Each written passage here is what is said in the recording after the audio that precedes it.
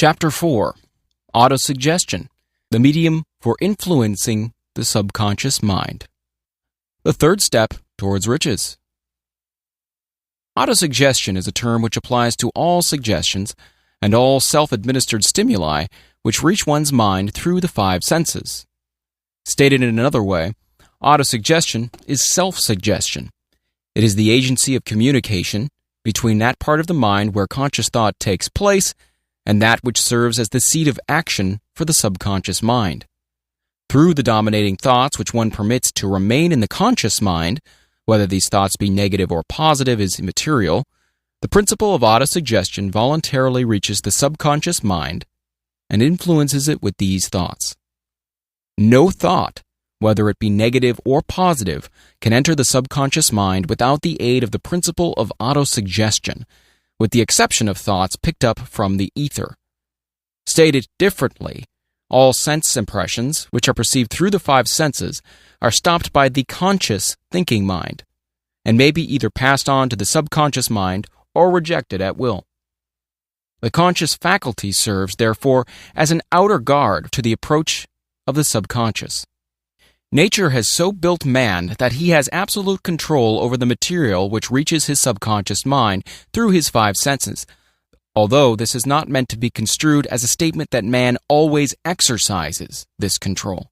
In the great majority of instances, he does not exercise it, which explains why so many people go through life in poverty. Recall what has been said about the subconscious mind resembling a fertile garden spot, in which weeds will grow in abundance if the seeds of more desirable crops are not sown therein. Autosuggestion is the agency of control through which an individual may voluntarily feed his subconscious mind on thoughts of a creative nature, or, by neglect, permit thoughts of a destructive nature to find their way into the rich garden of the mind. You were instructed in the last of the 6 steps described in the chapter on desire to read aloud twice daily the written statement of your desire for money, and to see and feel yourself already in possession of the money.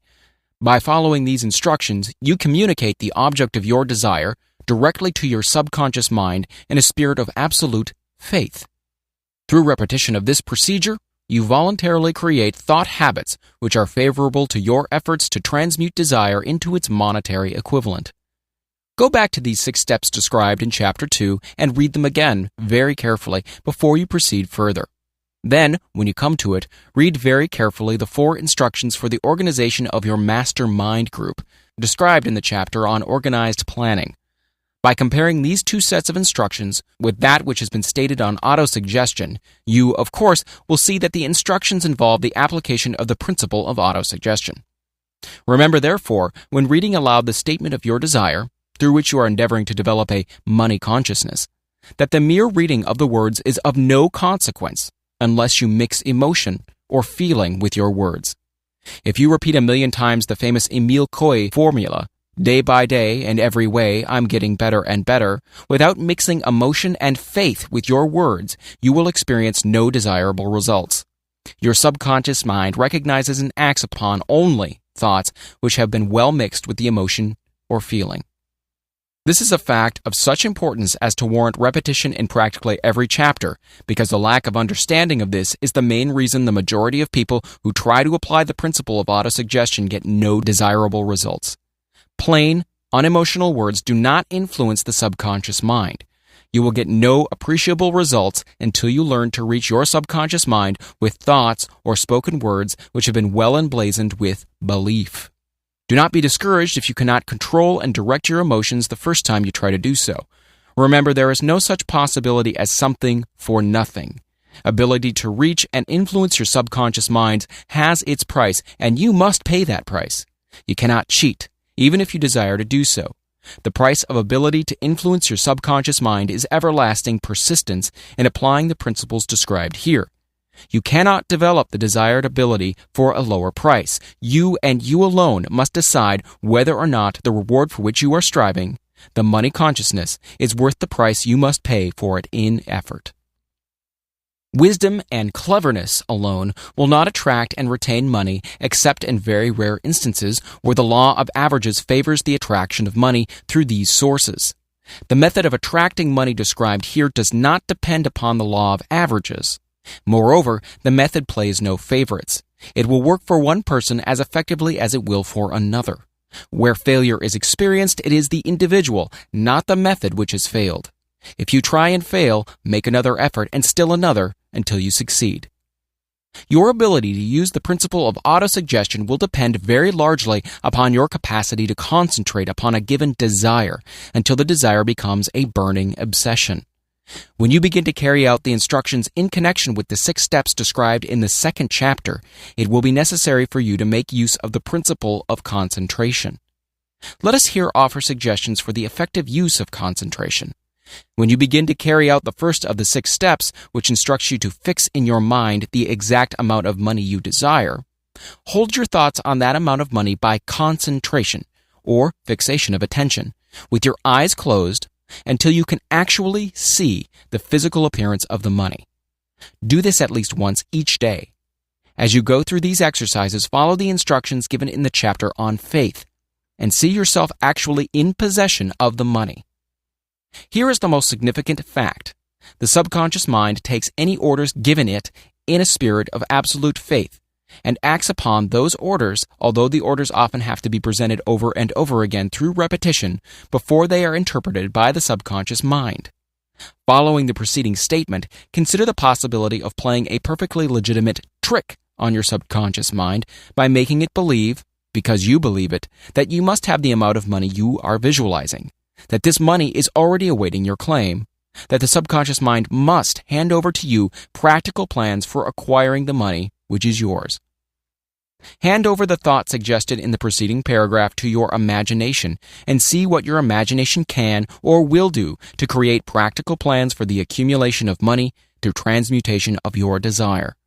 Do not wait for a definite plan through which you intend to exchange services or merchandise in return for the money you are visualizing, but begin at once to see yourself in possession of the money, demanding and expecting, meanwhile, that your subconscious mind will hand over the plan or plans you need. Be on the alert for these plans, and when they appear, put them into action immediately.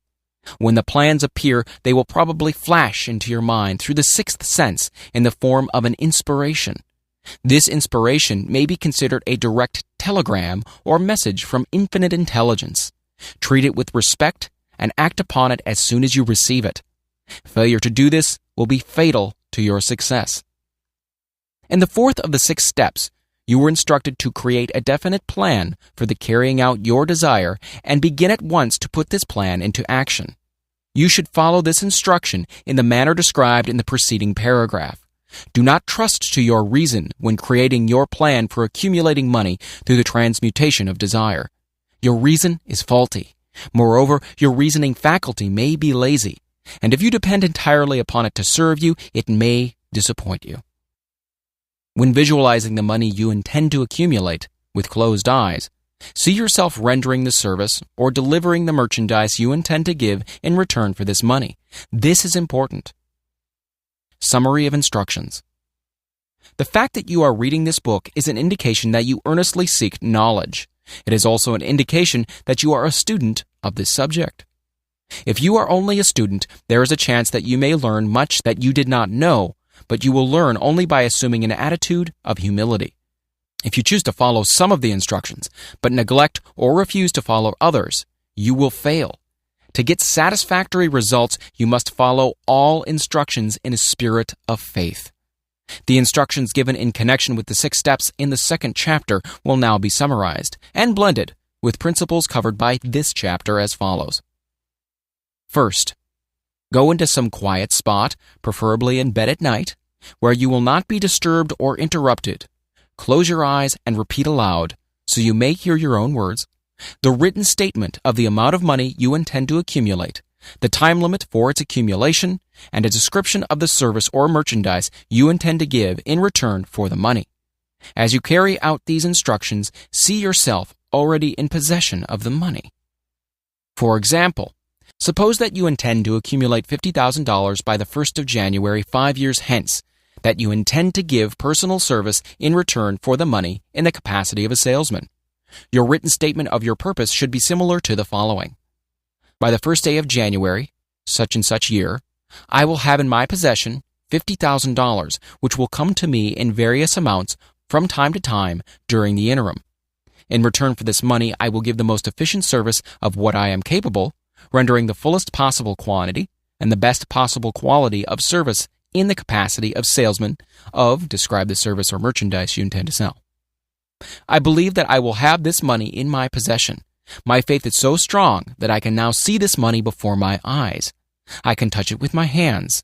It is now awaiting transfer to me at the time and in the proportion that I deliver the service I intend to render in return for it. I am awaiting a plan by which to accumulate this money, and I will follow that plan when it is received. Second, repeat this program night and morning until you can see, in your imagination, the money you intend to accumulate. Third, place a written copy of your statement where you can see it night and morning, and read it before retiring and upon arising until it has been memorized. Remember, as you carry out these instructions, that you are applying the principle of autosuggestion for the purpose of giving orders to your subconscious mind.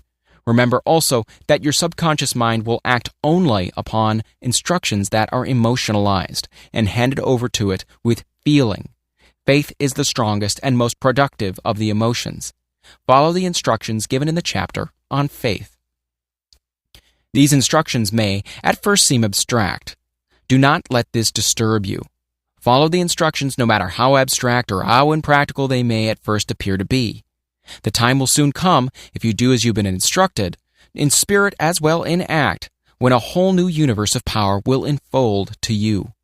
Skepticism in connection with all new ideas is characteristic of all human beings. But if you follow the instructions outlined, your skepticism will soon be replaced by belief, and this in turn will soon become crystallized into absolute faith. Then you will have arrived at the point where you may truly say, I am the master of my fate. I am the captain of my soul. Many philosophers have made the statement that man is the master of his own earthly destiny, but most of them have failed to say why he is the master. The reason that man may be the master of his own earthly status, and especially his financial status, is thoroughly explained in this chapter.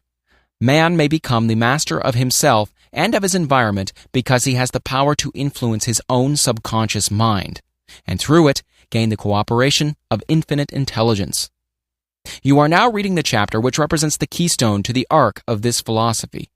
The instructions contained in this chapter must be understood and applied with persistence if you are to succeed in transmuting desire into money. The actual performance of transmuting desire into money involves the use of autosuggestion as an agency by which one may reach and influence the subconscious mind. The other principles are simply tools with which to apply autosuggestion.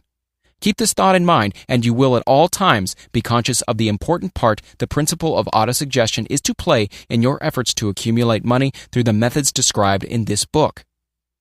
Carry out these instructions as though you were a small child. Inject into your efforts something of the faith of a child. The author has been most careful to see that no impractical instructions were included because of his sincere desire to be helpful. After you have read the entire book, come back to this chapter and follow in spirit and in action this instruction. Read the entire chapter aloud once every night until you become thoroughly convinced that the principle of autosuggestion is sound, that it will accomplish for you all that has been claimed for it. As you read, underscore with a pencil every sentence which impresses you favorably. Follow the foregoing instruction to the letter, and it will open the way for complete understanding and mastery of the principles of success.